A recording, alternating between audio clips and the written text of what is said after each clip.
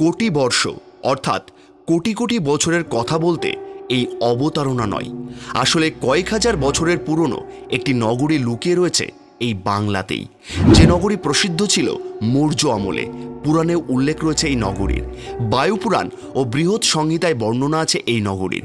একটু পেছনে ফিরে তাকালে আমরা জানতে পারি আমাদের প্রাচীন দুই মহাকাব্যের অন্যতম মহাভারত থেকে যে দুটি বিশেষ নগরীর নাম, তারা হলো যথাক্রমে গৌরপুর ও কোটিবর্ষ।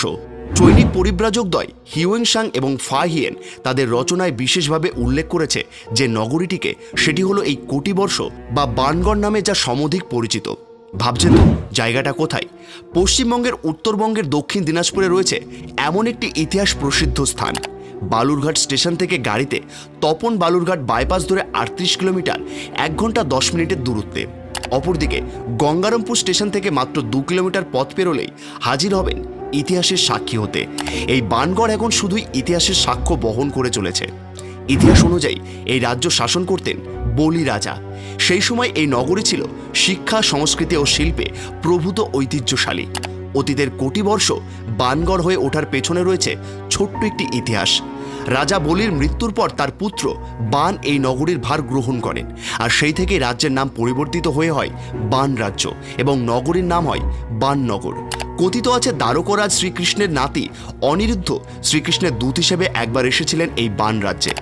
বান রাজকুমারী উষা ও অনিরুদ্ধ দুজনে প্রেমে বিগলিত হয়ে সকলের অলক্ষ্যে গোপনে বিবাহ করেন এবং তারা বান রাজ্য থেকে পালিয়ে অন্যত্র চলে যান। অপরদিকে বান রাজা অনিরুদ্ধ ও উষার বিবাহ ও পলায়নের খবর পেয়ে সৈন্য পাঠিয়ে তাদের ধরে এনে অনিরুদ্ধকে বন্দী করেন এবং কারাগারে প্রেরণ করেন। অন্যদিকে অনিরুদ্ধর দাদু তার নাতির এই খবরে বিশাল সৈন্য সামন্ত নিয়ে নাতিকে উদ্ধার করতে বান রাজ্যে উপস্থিত হন। প্রবল লড়াই বাঁধে দুই পক্ষে। যুদ্ধে শ্রীকৃষ্ণ জয়ী হন এবং তিনি তার নাতি ও নাতবউকে নিয়ে দ্বারকায় প্রত্যাবর্তন করেন। দ্বারকা ফিরে যাবার কালে যুদ্ধে নিহত বান রাজ্যের সৈন্যদের কবজি কেটে সেই করদাহ করেন একটি স্থানে, যা বর্তমানে করদহ নামে প্রসিদ্ধ। বাংলার পাল রাজাদের আমলে তৃতীয় পাল রাজা দেবপালের নাম অনুসারে বানগড় পরিচিতি পায় দেবকোট হিসেবে। পাল ও সেন আমলে সদাই চর্চিত হয়েছে দেবকোট বা দেবীকোট। এই স্থানে পাল ও সেন রাজাদের আমলে স্থাপন করা হয়েছিল পরিখা ও উচ্চ প্রাচীর বেষ্টিত দুর্ভেদ্য দুর্গ। দুর্গপ্রাসাদ ছাড়াও ছিল বহু হিন্দু মন্দির, বৌদ্ধ বিহার, বাগিচা, সরাইখানা, পরিকল্পিত জলাধার প্রভৃতি। স্বাধীনতার আগে 1938 থেকে 1941 সাল অবধি এই স্থানের খনন কাজ চলেছিল অধ্যাপক কুঞ্জবিহারী গোস্বামীর নেতৃত্বে। জায়গাটি লম্বায় চওড়ায় যথাক্রমে 600 মিটার ও 500 মিটার ছিল। এই স্থানের সাথে বখতিয়ার খিলজি নামও জুড়ে রয়েছে ইতিহাসের পাতায়।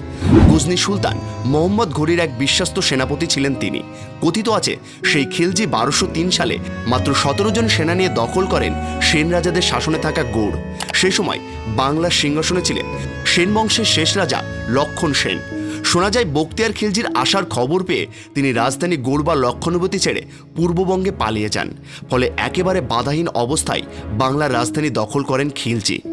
বাংলা দখল করার পর 1206 খ্রিস্টাব্দে তিনি তিব্বত দখল করার মনস্কামনা নিয়ে দেবগড় থেকে রওনা দেন। তৎকালীন দেবগড় শহর বর্তমান দক্ষিণ দিনাজপুরের সদর শহর বালুরঘাটের নিকটবর্তী গঙ্গারামপুরে অবস্থিত। বর্তমান নাম পীরপাল। বিশাল সেনাবাহিনী নিয়ে রওনা হয়েও তিব্বতের চুম্বি ভ্যালিতে তিব্বতী গেরিলা বাহিনীর কাছে খিলজি পর্যুদস্ত হন ও মাত্র 100 জনের মতো জীবিত সেনাসহ দেবকোটে ফিরে আসেন। দেবকোটে ফিরে আসার পর তিনি অসুস্থ হয়ে পড়েন ও অসুস্থ অবস্থাতেই তার সেনাপতি আলী মার্দানের হাতে তিনি নিহত হন। তাকে তৎকালীন দেবকোটে সমাধিস্থ করা হয়, যদিও বর্তমানে তার এই সমাধিস্থল পীরপাল দরগা হিসেবে পরিচিত।